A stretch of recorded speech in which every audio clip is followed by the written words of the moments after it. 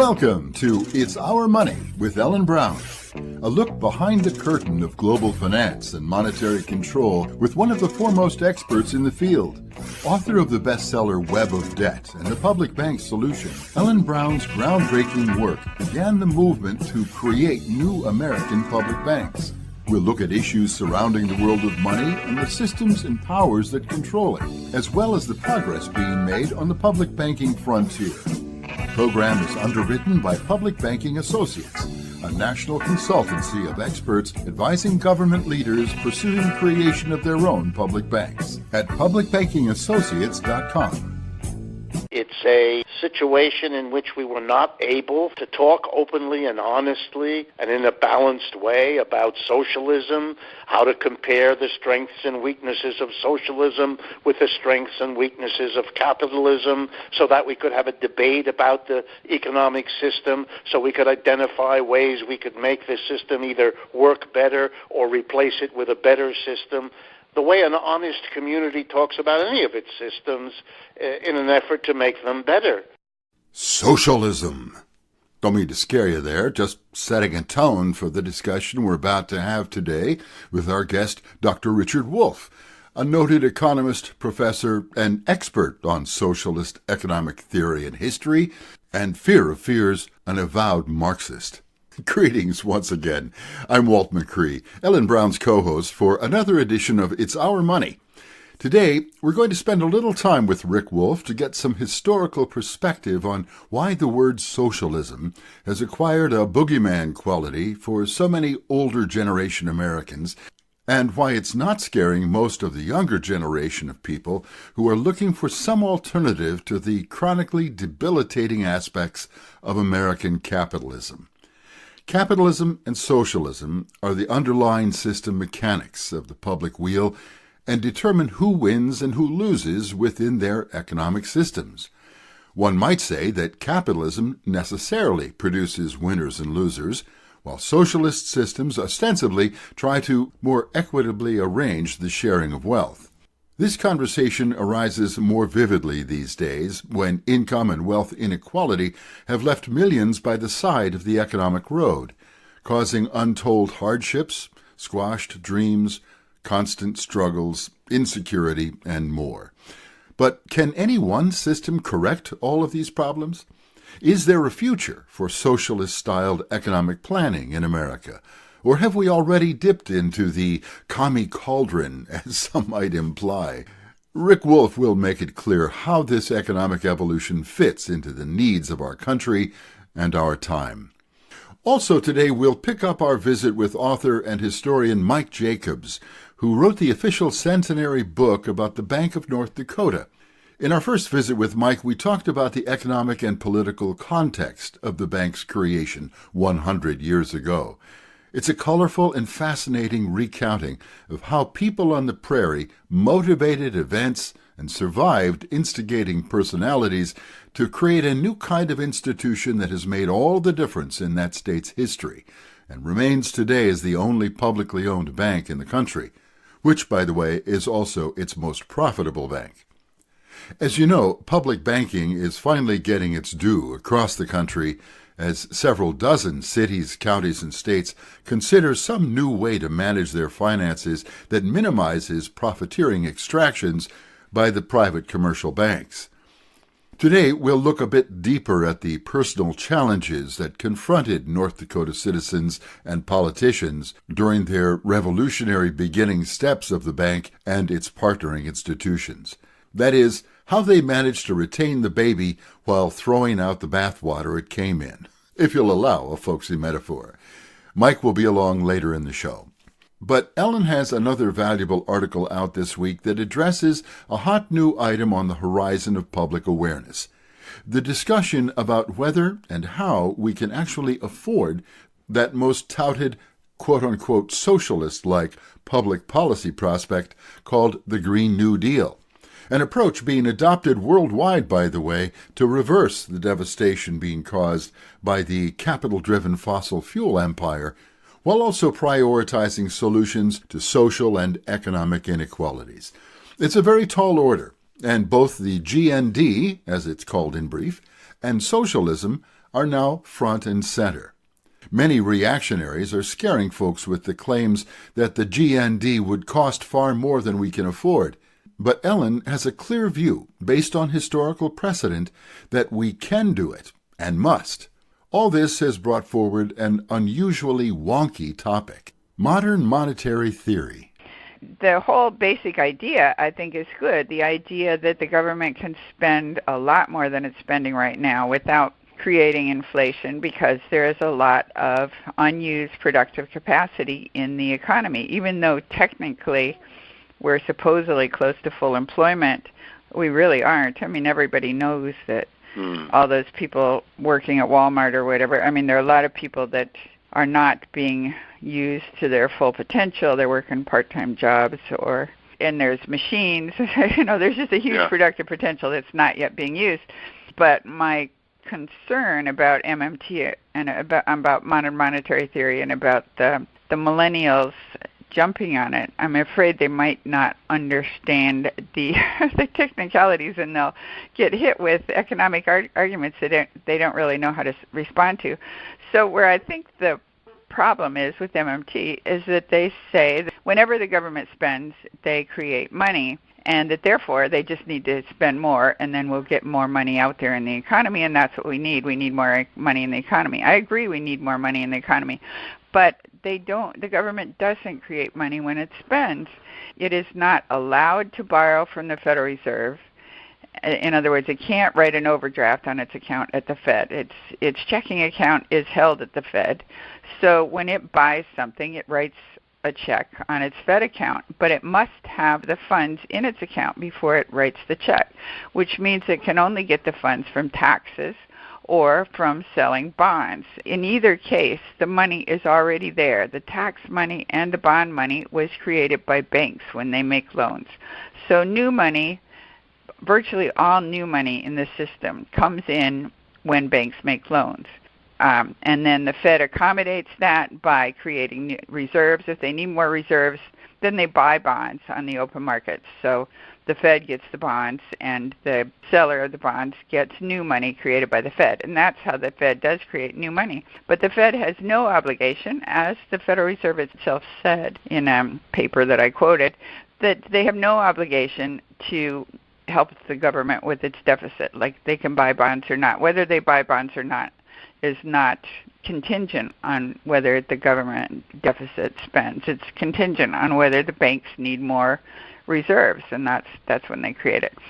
So I have to agree with the American Monetary Institute on that point, that money is actually created by banks when they make loans. The Fed is working for the banks. The Fed is not working for the government. It doesn't respond to the needs of the government, or it doesn't need to.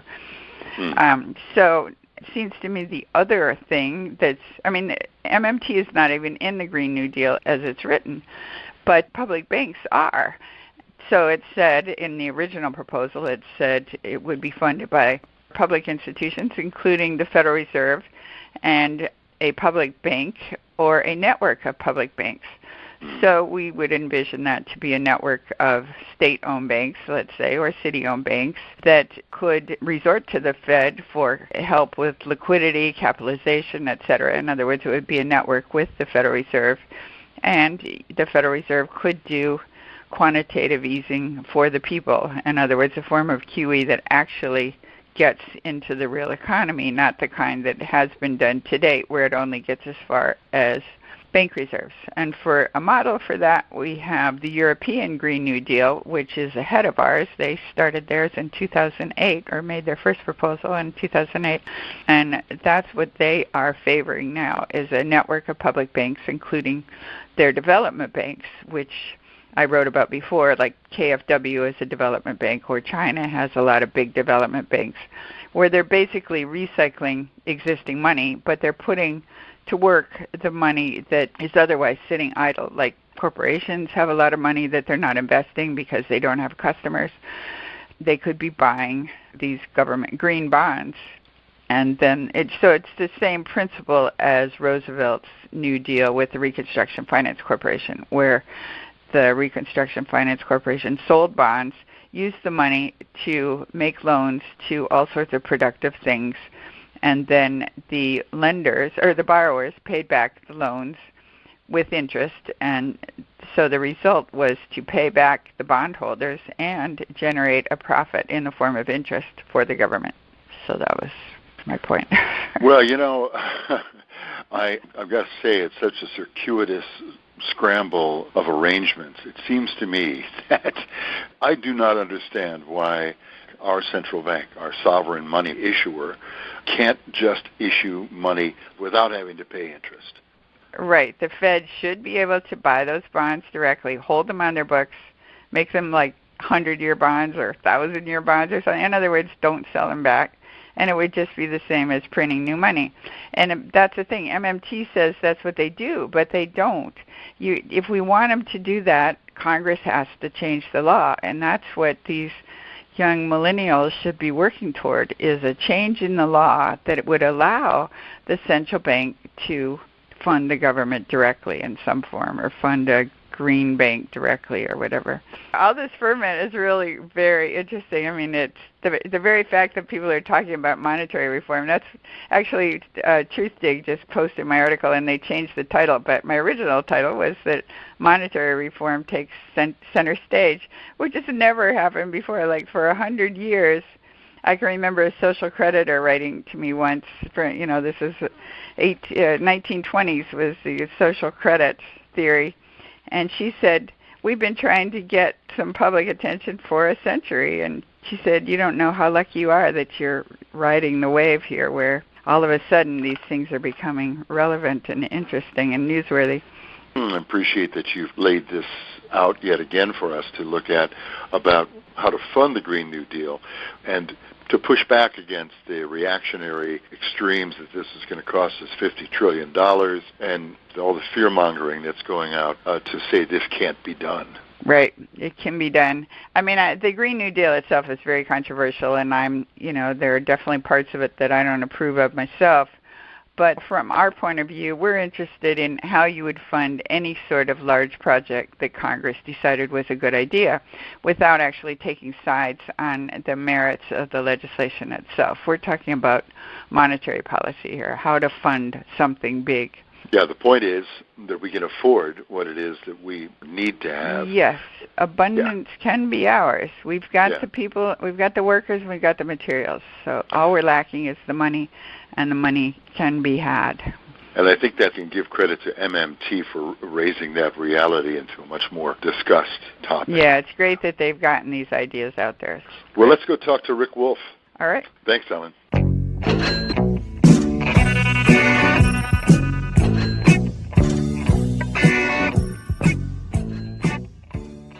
It's my pleasure to be speaking with Richard Wolff, Professor of Economics Emeritus at the University of Massachusetts Amherst, where he taught economics for 35 years and is currently a visiting professor at the New School University in New York City. He is also co-founder of the nonprofit Democracy at Work and is in great demand as a public speaker. It's so great to talk to you again, Professor Rick. Oh, thank you very much, Ellen. The same here. Yeah, so we were just saying in pre-record that you were saying how at one time you weren't in much demand as a speaker, and now all of a sudden your socialist leanings are in big demand. Do you want to just mention that? I sometimes present this with a simple statistic that in the last 4 years I have done more invited speaking than I did in the previous 40 years, just to sort of make it as dramatic as I know how. It's a heady experience. It's a kind of astonishing. It reminds me of what a famous political leader of 100 years ago was noted for saying. He put it this way: for decades it seems as though nothing happens, and then in a few weeks decades happen. And I think that's exactly what we're going through, that we made it in America a taboo ever since the end of World War II.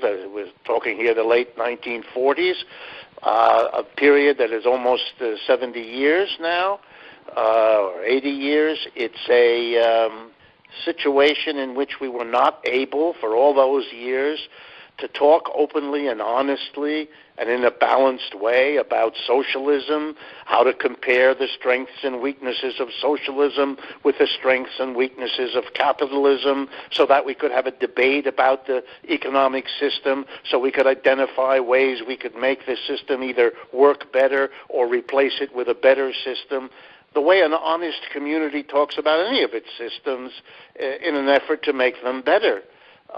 This was impossible, and so those of us who recognized this, those of us who felt what was missing in American political and economic discourse, felt very much on the outs when I would talk about what was wrong with capitalism.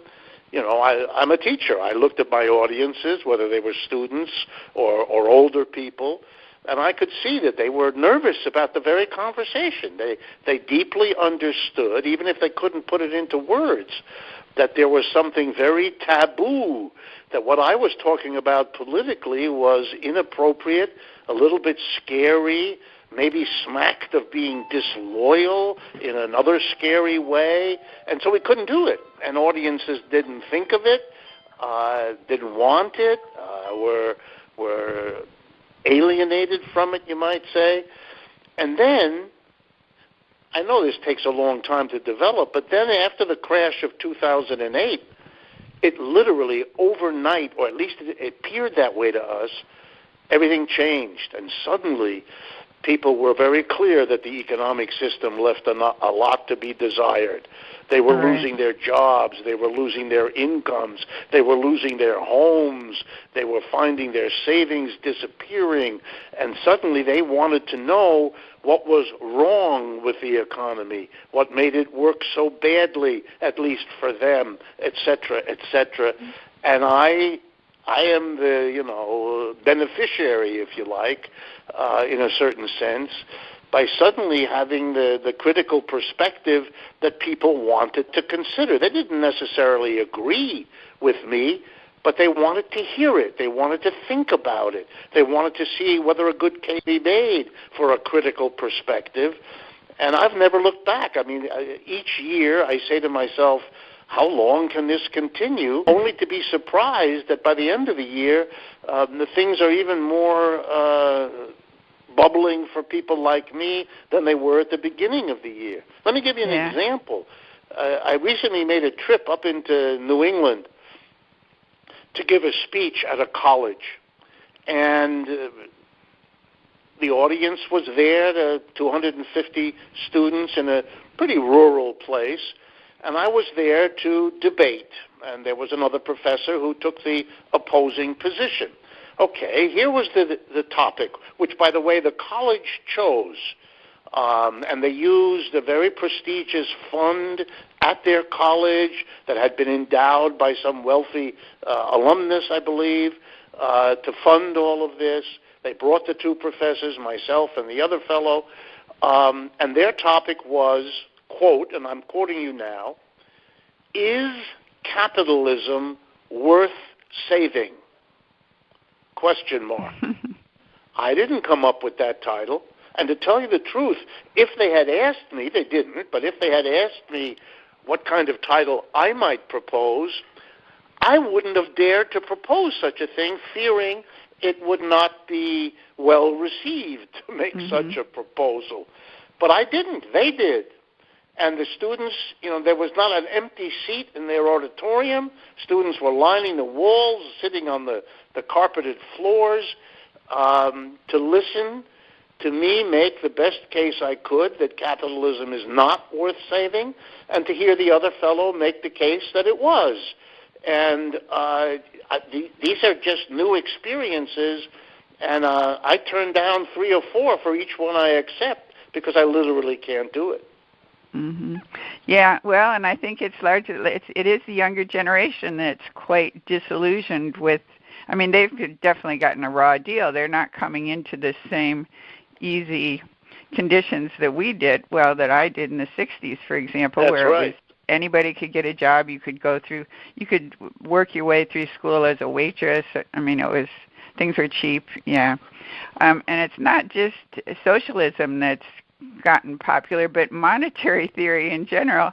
It's amazing that the MMT folks are able to get under the skin of Krugman and the others as they have, and that Stephanie Kelton, a person I've known for many years, is in a position of debating with them and being nicely pointed in her commentary. Yeah, everything is changing. Yeah, and for me, it's a sign of a system that's in it's in trouble, and when it's in trouble, it has to kind of open up the way a human being is.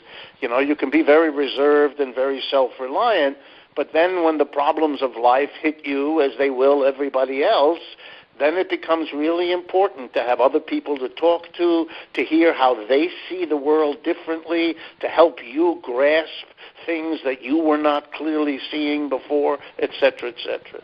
Mm-hmm. A woman wrote to me from England. She was a social creditor, and she said, this is like probably 2008, I don't remember, and she said, you don't really realize how lucky you are. She said, we've been beating this horse for 100 years, and nobody's paid any attention. But it used to be that everybody, like the Federal Reserve, the central bank, was the holy of holies, and you didn't question. You just assumed they knew what they were talking about, and it was boring, and it was going to be way too deep for you, and things were going along fine. But now, first of all, people are a lot more educated on that subject, and it's obvious that they don't know what they're doing, or that things can go wrong, and they do go wrong. So, I remember, in years of teaching, trying each semester to get across these things, that after a while I began to realize you have to kind of reopen people's minds so that they can listen and hear what you have to say. And one of the things that worked for me was to lean across the podium. I sometimes taught classes at the university with 400 and 500 students, these introductory courses to economics, which, by the way, I love to do. And I would lean across the podium and I would say, you've got to understand, nothing is under control. It's not all in good hands. It isn't all going to work out. You have to open yourself up. Otherwise, your need to believe everything is okay is going to close your brain down so that you don't see all of the manifold signs that that's not the case. And so, example for the Federal Reserve or for the government, just to repeat a little bit of the story of what led up to the crash of 2008. Obviously, these people didn't know what was coming. Obviously, they hadn't taken the steps to prevent it. They couldn't even recognize what was happening until literally those last 4 months of 2008, when the whole economy crashed in on all around them. To suddenly imagine that these people who couldn't see the train wreck coming are going to be in perfect shape to get us out of the train wreck after it's happened really makes no sense. So, speaking of socialism, do you want to define, what are we talking about with socialism? President Trump said in his State of the Union address that the U.S. will never go socialist, and meanwhile we have Bernie Sanders, of course, and Alexandria Ocasio-Cortez proudly claiming the label.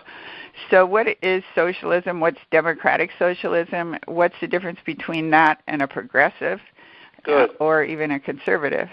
Yeah, let me work at that a little bit with you. First, I can't miss an opportunity to remind everybody of a little history. The last leader of every single country that went socialist, whether it's Sweden or China or Soviet Union or Cuba or Vietnam, the last leader before it went socialist always gave a speech in his or her parliament telling the world that their country would never do what it then promptly did. So Mr. Trump is following in the footsteps of others in a way he will be sad to think about if indeed he thinks about such things at all. Having said that, let's turn to socialism. Well, here's the problem. Socialism is, and the very name is what I mean now, at least 200 to 300 years old. It has existed in literally every country on the face of the earth. Every country now has a socialist party, almost everyone, or it has a socialist trade union, or socialist intellectuals, or socialist magazines. In other words, socialism has become, in a historically short amount of time, a global phenomenon. If you move that quickly across the immense different cultures and politics and economics of the world in a couple, 200-300 years, you're not going to be the same thing in every place. That is, people don't agree on what socialism is, and they never have. There are profound disagreements. So while I would enjoy being able to answer the question, what is socialism, with a nice set of 3 or 4 sentences that get it across, if I did such a thing, I would be intellectually dishonest, because I would be hiding from you and your listeners and the folks that are interested the range of differences. And the same, by the way, is true of most other important things in the world, like capitalism or freedom or democracy. We don't mean the same things, and that has to be put on the table. People are more than smart enough to cope with alternatives to what these words mean. All right, so let's begin. Initially, socialism was a term given to people by themselves and by others who said that the world is an evolving place. We've had an economic system we call tribal or primitive or village economics. We've had slavery as an economic system. We've had feudalism. Now we have capitalism. But these socialists said it's in the nature of the human experience that economic systems come and go. They are born, each of them, they evolve, and then eventually they die away. And capitalism is no different from all of the others. At least there's no reason to think so.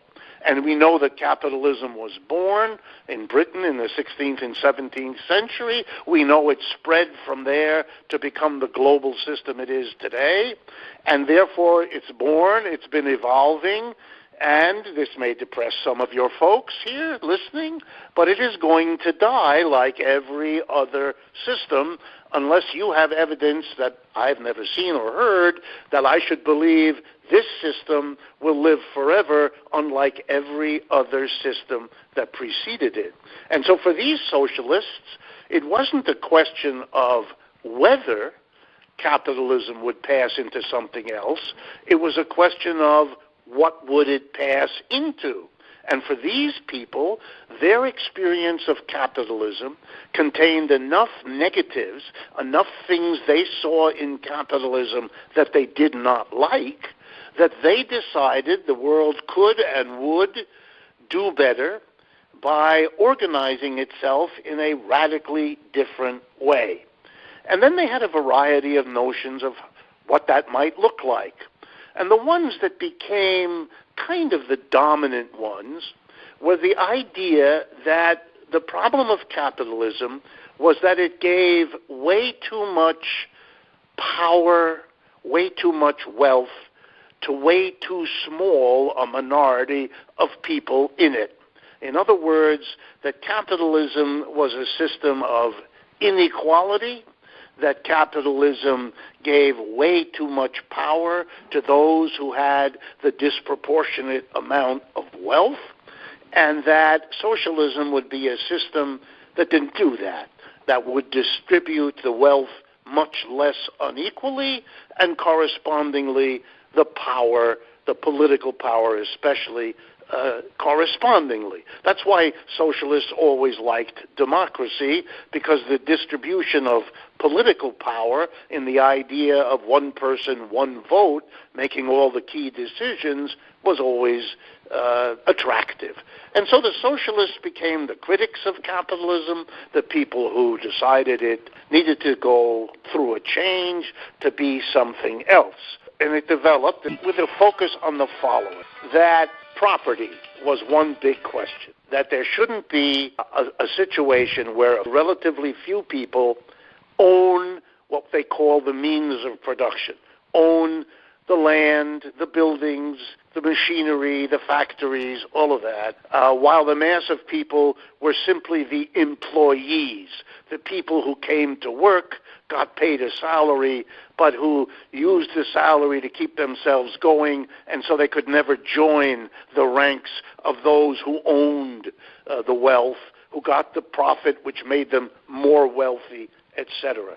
So for these people, socialism meant that you should remove the property, redistribute the property. It should not be held in the hands of a few. It should be shared by everybody equally.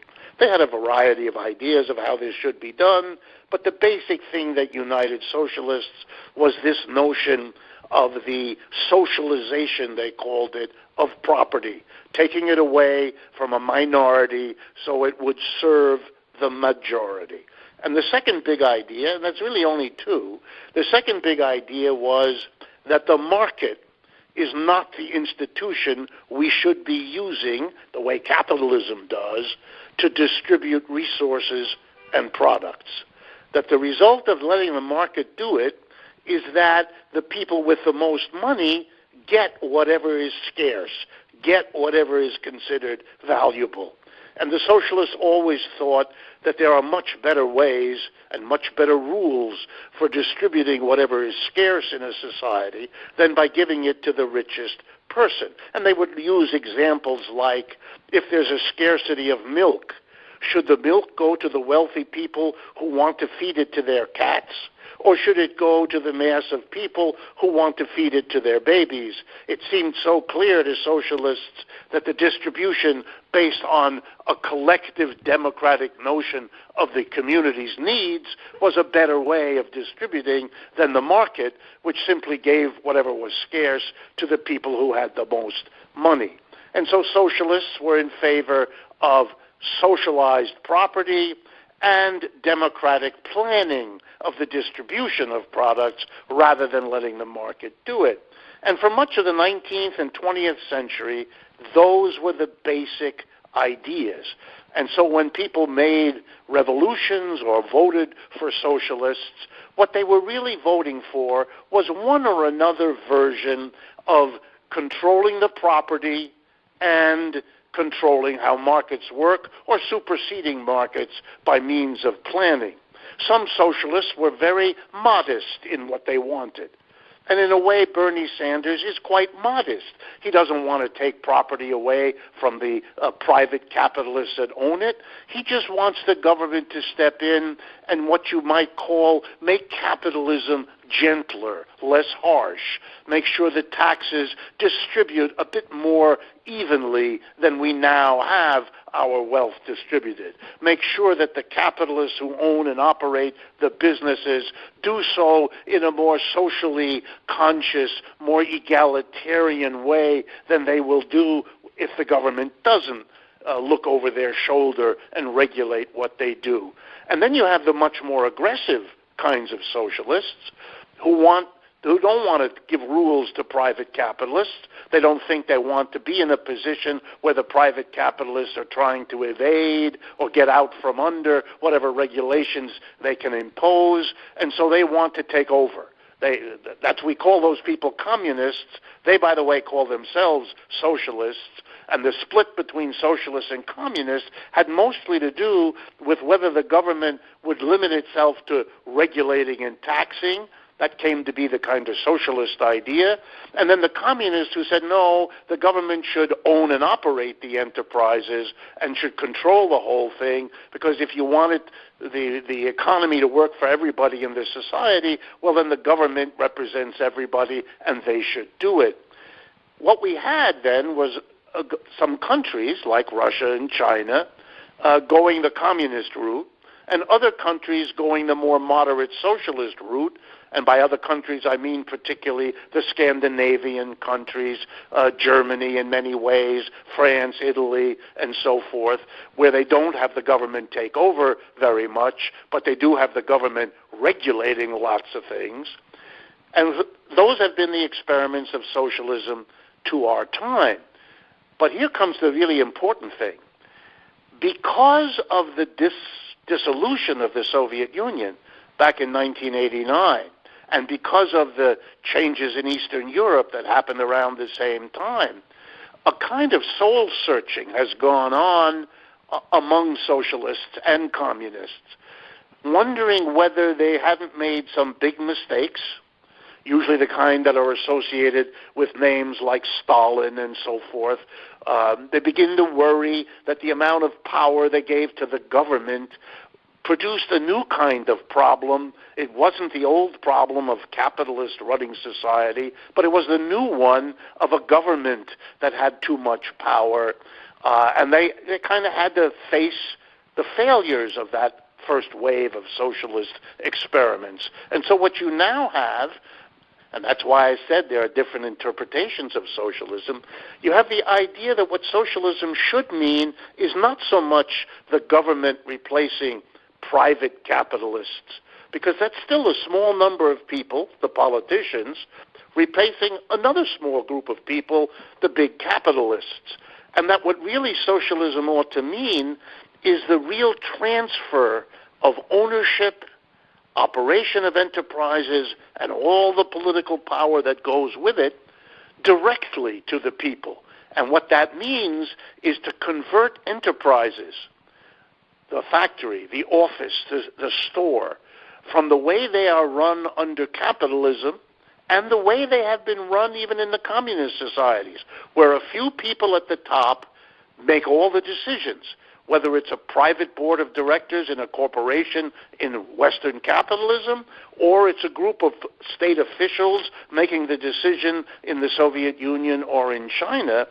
It shouldn't be a small group of people, whether they're private or government, making the decisions for the vast majority of working people.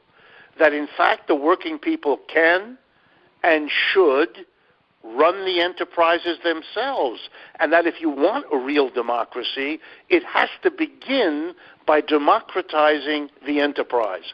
You have to convert the stores, the factories, the offices into workplaces that are democratic in the very specific sense that everybody who works there, each person has one vote equal to decide what the enterprise produces, what technology it uses, where the production will take place, and here's the big one, what is going to be done with the profits that all of the workers in a workplace have helped to produce. The argument of these socialists is if you want a real democracy, and if you want to take the big step beyond capitalism, then you have to get rid of the employer-employee difference. You have to make the employees become their own employer collectively. In other words, to convert a top-down, hierarchical capitalist enterprise into a collective, democratic, worker cooperative. And that's what the thrust of socialism should have meant. But now, in retrospect, having seen what other kinds of socialism ended up with, this is the new direction. So today, if you're going to be honest and have a conversation about socialism, you have to recognize that you need to get out from the person who's talking about it which kind of socialism they have in mind. Bernie Sanders is the kind of moderate Scandinavian type, which he himself says. Ocasio-Cortez, well, she's sort of there, but she wants to push it a little further. Both Bernie and Alexandria Ocasio-Cortez do make nods in the direction of worker co-ops, but they don't stress it. And so there are still other kinds of socialists, say, for example, me, who are pushing the worker co-op as the thing that is the crucial number one priority going forward now in the kinds of socialism that have to be advocated because the capitalist system in which we all live is in the deepest difficulties of its history. Mm-hmm. Well, and I would suggest there's another type of socialism. I read about South Korea, that they figured out that you didn't have to nationalize all the means of production. You only had to nationalize the banks. And then you could, if the government owned the banks, then it controlled the flow of resources.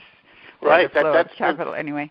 Yes, so that would be a public banking system. Sorry? Yeah, a few years ago, you had a socialist win the election in France. His name was François Mitterrand, very famous politician, president of France, very dignified. But that was his view, too. For him, and he was, by the way, elected by the majority of the French people, and he was also the head of the Socialist Party in France, which has held power in the French government on and off many times in the last several decades. Mr. Mitterrand, immediately after being elected, basically transformed the banks, some of which had already been transformed earlier into government institutions, but he immediately took steps to basically nationalize the banking system. And he used an argument very similar to yours, that socialism should be understood, he said, as a mixed economy. It leaves some of the enterprises in private hands in the conventional capitalist way. But it also puts the government in a very powerful position to shape the conditions under which the private capitalists work by controlling credit, by controlling who gets what lines of credit to undertake what sorts of investment, etc., and that this kind of a mixed economy was what he meant by socialism. Mm-hmm. That's also what Chavez did in Venezuela, nationalized the banks, and that might be when people don't talk about China, when they're criticizing socialism, and China is doing brilliantly well, better than we are, obviously, in terms of growth. I love that, and I think, Ellen, that there isn't a more important kind of question imaginable, because they point to Venezuela instead. Yeah, this crazy notion that Venezuela is some demonstration of the failures of socialism. I mean, it is so baldly nonsense, it takes your breath away. Right next door to Venezuela is Bolivia. They have a socialist government. They're one of the best performing economies in Latin America. Or take China. China is in practical mourning because their economic growth rate this year is in the neighborhood of 6%, which puts it at double or more the rate that the United States can achieve this year. And for the last 20 years, China has been the number one growing economy in the world. If you remember that most of the world is poor countries whose number one priority is to get out of their poverty and to have economic growth, then they're all looking to one place, and it isn't the United States, it's to China, because China has for 25 years now ranked number one year after year in the rate of economic growth. They've gone from one of the poorest countries on our planet to a superpower economy, second only to that of the United States. It's a story of economic success and growth under a socialist government and run by a communist party. And all of that is conveniently brushed away because of this enthusiasm that they found a country with a socialist leader that's having great difficulties. Socialism is not the end of economic difficulty. It's the changing of society in important ways so that you have different kinds of difficulties and that you handle them in a different way. Socialisms are different from capitalisms, but they're not some heavenly nirvana where all your problems disappear, and no reasonable person should ever think that way, let alone talk that way. If any of this has been of interest, please take a look at our websites. One is called Democracy at Work, all one word, democracyatwork.info, I-N-F-O. And the other website is my name, rdwolff with 2Fs.com. And both of those will give you lots of information, both about a criticism of the capitalist system we live in and advocacy for worker co-ops as the new direction forward. Okay, that's great. Thank you so much. I've been speaking with Richard Wolff, professor of economics and co-founder of the nonprofit organization Democracy at Work, available at democracyatwork.info, INFO.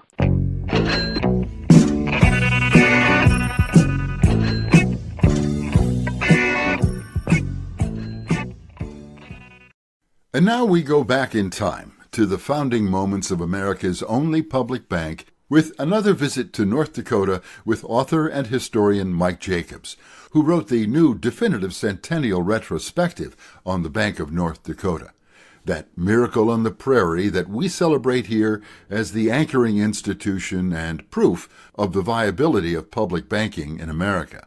Now, as then, when the people get a great idea and band together to change things in fundamental ways, they run into trouble, and sometimes even each other. In this second visit with Mike, we learn about how the best-laid plans for governmental policy changes had to face off against vested interests, cultural sentiments, and personality conflicts.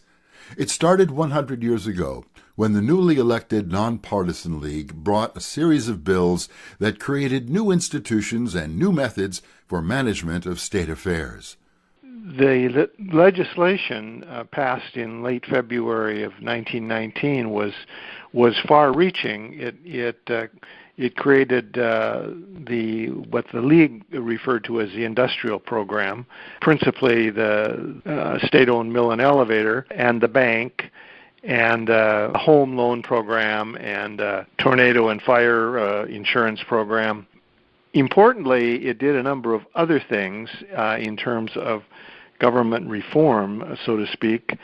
It created a board of administration which combined a number of the institutions in the state, the colleges and universities, the eleemosynary institutions, as they said in those days, basically the charitable institutions, state hospital, the state prison, all of those lumped under one board of administration. They also created a state printer and mandated the publication of official notices in a single newspaper in each county. Those are the sorts of things that got them into a great deal of trouble because they were seen as overreaching, an interference in excessive centralization, I guess is what we might call it. And particularly, the League had resisted the seating of Minnie J. Nielsen, who was elected as superintendent of public instruction. The fight over the occupation of that office, who the legal holder of that office was, became a gigantic distraction and led to the notion that the League was interested in some sort of world domination is a fairly strong term, but that they had an interest in centralizing the government and exerting power in ways that were not really part of the industrial program. So the League itself and the League's method of government became controversial, while at the same time the industrial program went forward without as much rancor as was directed at the Board of Administration, which in hindsight was a terrible mashup. At one point there were two investigations going on at the largest colleges in the state, one political faction seeking to fire one president at the agricultural college in Fargo. The president there had been sympathetic to the League, and the League board seeking to fire the president at the University of North Dakota in Grand Forks, who had been sympathetic with the what was called the Independent Voters Association, which was anti-League. So you had very high-profile investigations going on while the League was attempting to establish its industrial program. So the issue with the recall and all of that, and the referendum and all of that in 1921, which resulted in the League being turned out of office, has roots that are far more complicated than opposition just to the industrial program. In early March of 1919, the opponents of the industrial program began a campaign to dismantle the League's program through the referendum of the bills, establishing the Industrial Commission, the bank, the mill, and the Board of Administration, and so on. that election was held in June of 1919, and the League institutions were upheld.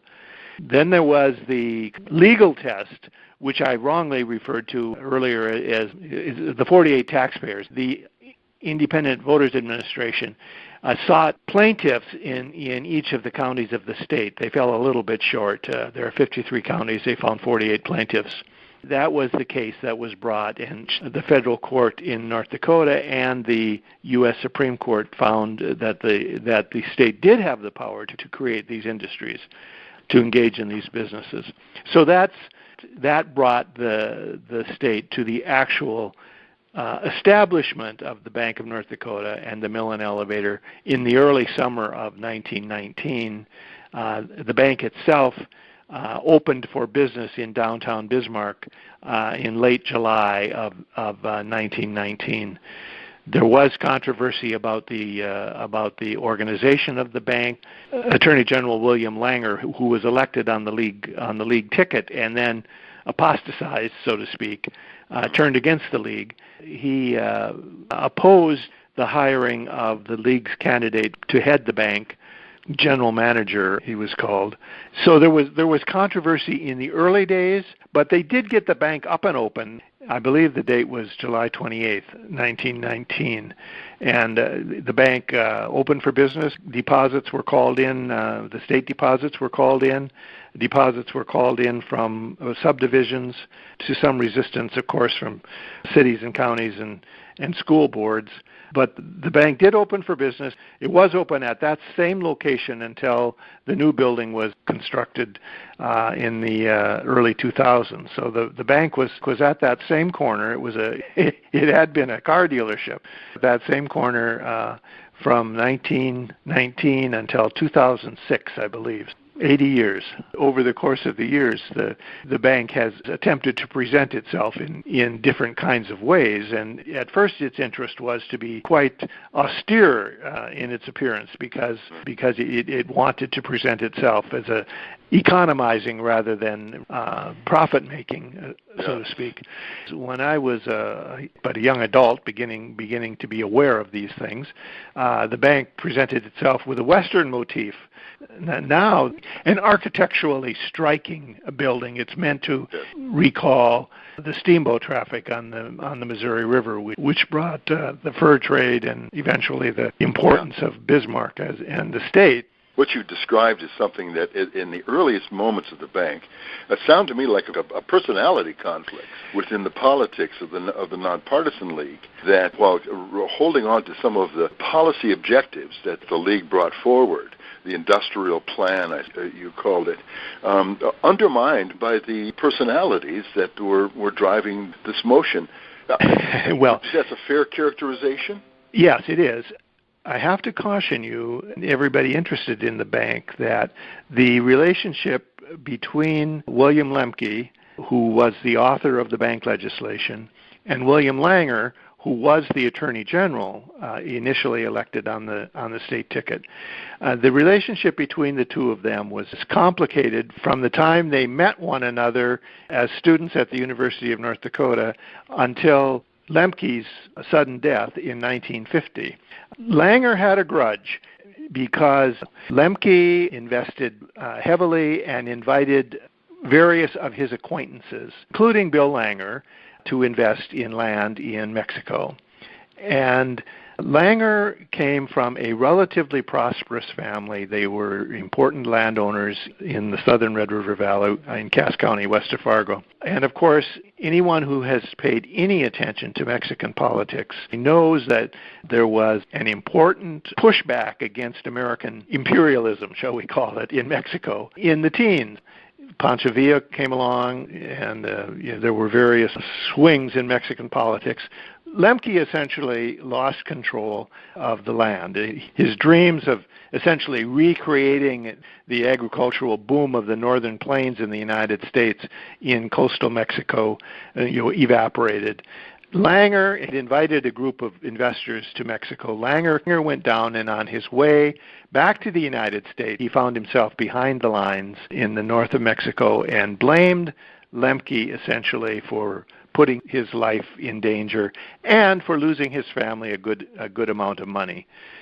So he distrusted Lemke. Although they were both involved in the Nonpartisan League, they became opponents because the League ran its candidates, remember, in the Republican primary.